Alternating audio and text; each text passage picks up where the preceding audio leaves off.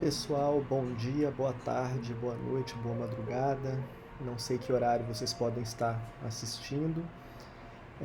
Esse vídeo, então, é um vídeo que eu prometi para a turma de aperfeiçoamento, para complementar algumas discussões que a gente veio realizando nas supervisões clínicas sobre o DSM. Então, eu reuni alguns trabalhos para poder, na verdade, só lançar aqui uma semente, né, para que essa discussão possa avançar e cada uma de vocês possa correr atrás também de questões mais específicas relacionadas ao caso que vocês estão atendendo, as demandas da clínica que vocês têm em relação ao DSM. Então eu reuni aqui para a nossa discussão hoje um pouco da discussão trazida aqui nesse livro A Querela dos Diagnósticos,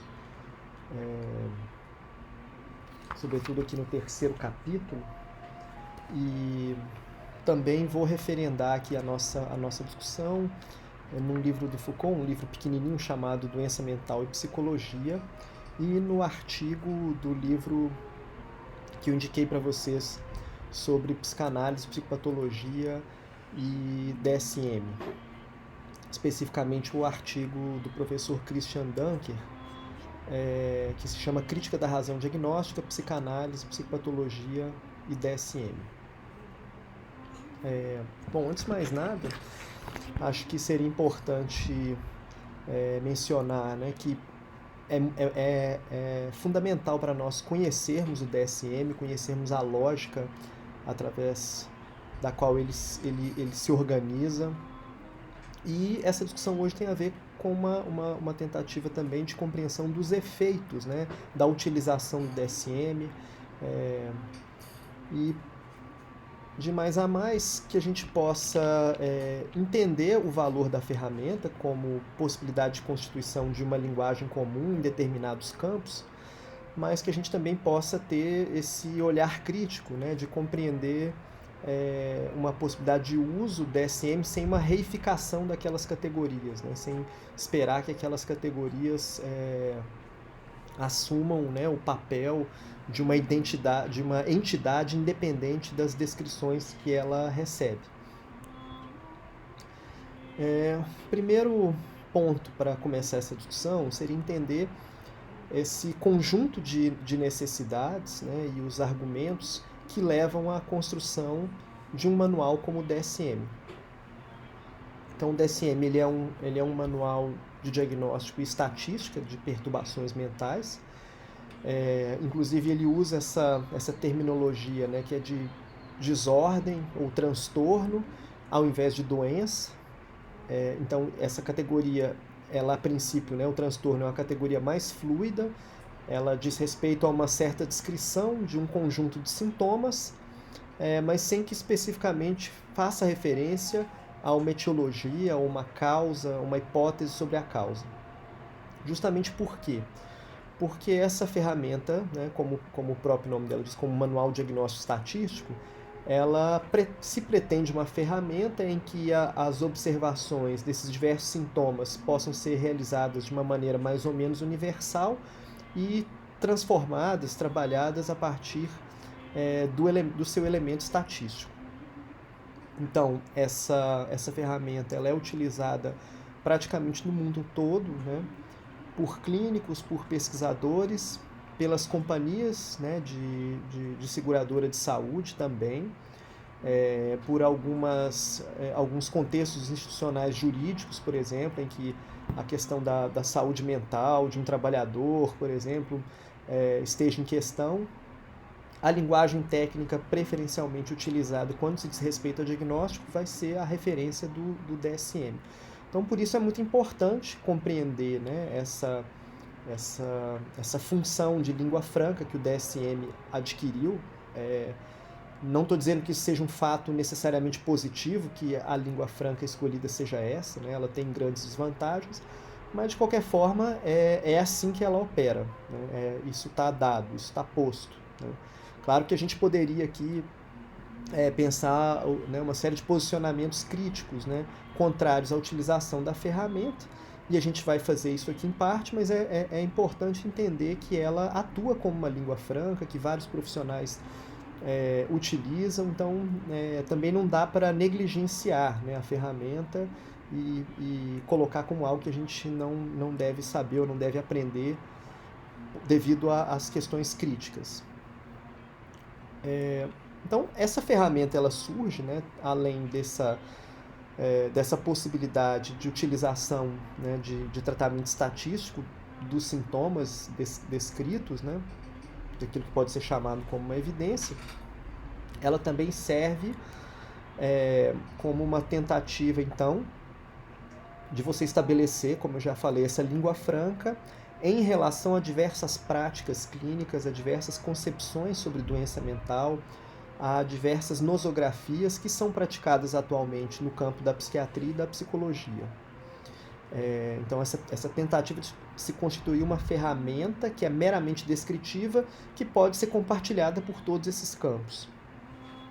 Bom, qualquer estudante do curso de graduação de psicologia, né, se espanta com um dos elementos, né, que eles sempre relatam como algo espantoso, é a diversidade de linhas e de práticas e de abordagens teóricas e de fundamentos para a clínica que a gente vem a conhecer dentro de um curso de psicologia.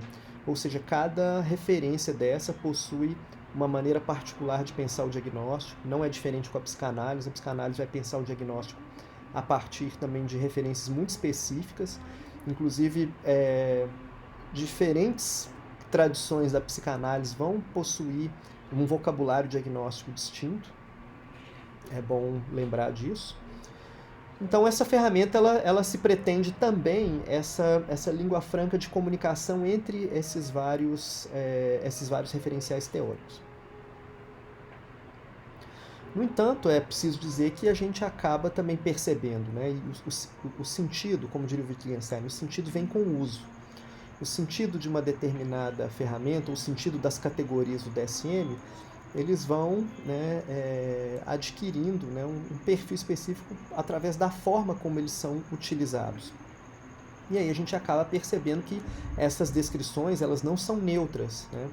Elas acabam favorecendo um determinado modelo para se pensar a doença mental, né, baseado nessa ideia do transtorno, que vai classificar então segundo esse quadro de evidência, né, que se apresenta a partir dos sintomas. E o problema é que essa visão aparentemente neutra, ela dependeria de certos parâmetros que poderiam ser considerados objetivos e que não existem no campo da psicopatologia. Essa é uma tese, né, já antiga, defendida, por exemplo, pelo Foucault nesse livro, né, Doença Mental e Psicologia. Ele vai fazer toda uma demonstração ali de que aqueles elementos que a fisiologia, né, e a ciência biológica foi capaz de oferecer para a medicina orgânica, para identificar uma doença, para fornecer a ela um quadro, né, uma nosografia, um quadro de nomeação unívoco, ou seja, que não é confundível, isso se dá devido a esses elementos, né, objetivos fornecidos pela fisiologia para se pensar a doença. Então são os marcadores fisiológicos, né, e assim por diante. Já no campo da doença mental, a gente não teria esses marcadores, porque a própria ideia de sintoma de doença mental não vai encontrar uma descrição objetiva, mas sempre uma descrição que é relativa a um determinado sistema social ou cultural. Né? Ou seja, não existe uma descrição objetiva da doença mental, assim como existiria supostamente também, né, na doença orgânica, porque a doença mental ela vai ser identificada, né? O sintoma vai ser pensado de uma forma distinta dependendo desse contexto sociocultural. Então, para a gente avançar um pouco nessa hipótese, eu vou ler aqui para vocês o resumo, né, dessa argumentação do capítulo do psiquiatra e psicanalista Eduardo Zarifian. O texto se chama Um Diagnóstico em Psiquiatria para quê? E ele vai dizer o seguinte: estabelecer um diagnóstico em medicina no quadro de uma atividade médica é coisa fácil. Há sinais funcionais, físicos, biológicos, etc., que, referidos ou não a uma etiologia conhecida, permitem classificar um doente em uma única categoria. Esse mesmo argumento que eu acabei de dizer para vocês, que está presente também na obra do Foucault. Continuando. A doença é uma diferença em relação a um estado que se define como sendo saúde. Em psiquiatria, é muito mais difícil seguir o procedimento médico. Não há sinal objetivo algum e a patologia mental, como regra, se inscreve no estudo de comportamento em relação a uma norma. Mas onde está o padrão de referência? Não existe norma em si, mas somente um consenso do grupo cultural sobre o que é comportamento normal, sobre o que é comportamento desviado.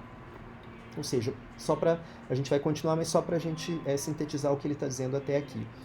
Que em psiquiatria, né, ele está dizendo, no campo da psiquiatria, você não consegue seguir a medicina, porque você não tem esses sinais objetivos, e ao mesmo tempo você tem uma referência que é dada pelo grupo, né, e pelo consenso cultural, que vai dizer para a gente o que é normal, o que não é.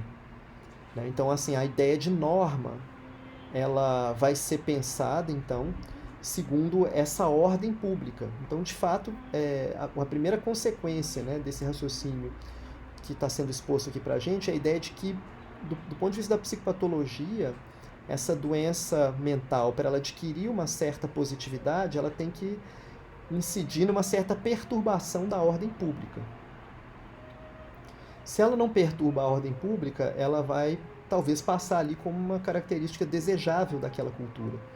Então é por isso, por exemplo, que um determinado quadro que a gente na nossa sociedade identificaria como uma esquizofrenia, talvez num outro contexto cultural pudesse ser características desejáveis, né? Aquilo que a gente considera como nocivo, né? As alucinações e os delírios podem ser reinterpretados num quadro cultural como, por exemplo, comunicação com instâncias sobrenaturais ou suprassensíveis. Então, cada cultura vai referendar de modo específico a forma como ela vai entender a doença mental. Então, tem um artigo também importante de Jacques Miller que chama Saúde Mental e Ordem Pública, no qual esse mesmo argumento vai ser desenvolvido também da perspectiva da psicanálise.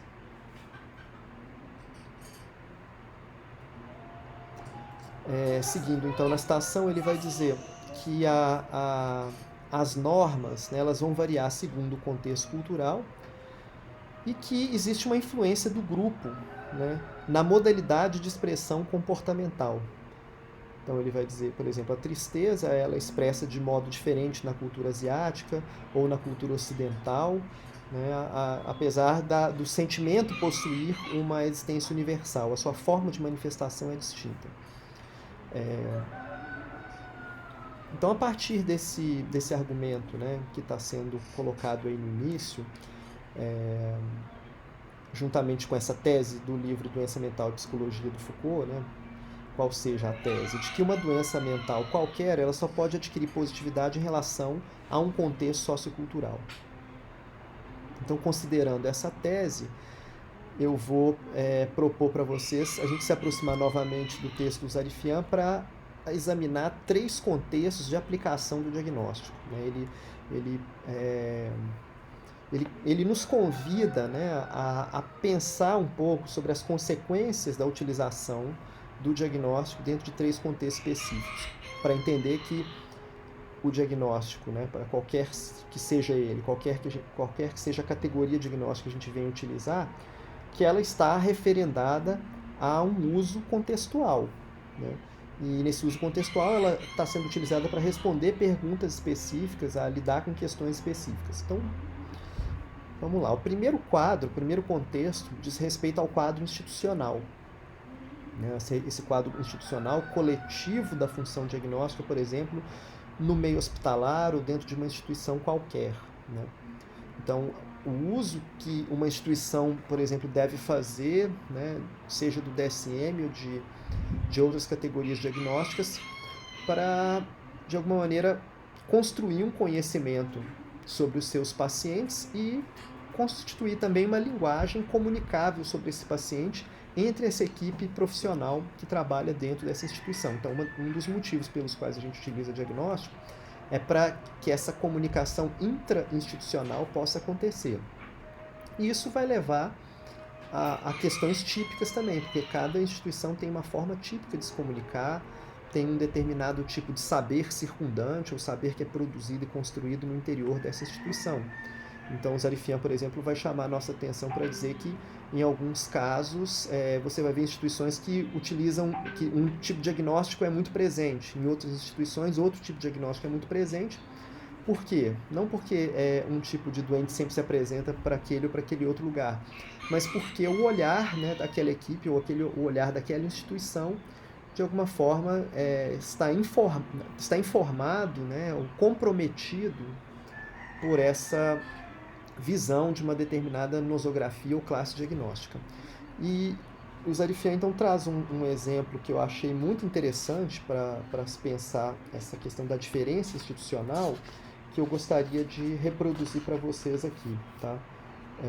Então, na página 46 desse texto, ele vai citar um exemplo que é uma anedota. Ele vai dizer que, há alguns anos, uma equipe americana publicava com grande alarde resultados espantosos de cura pela hemodiálise da esquizofrenia.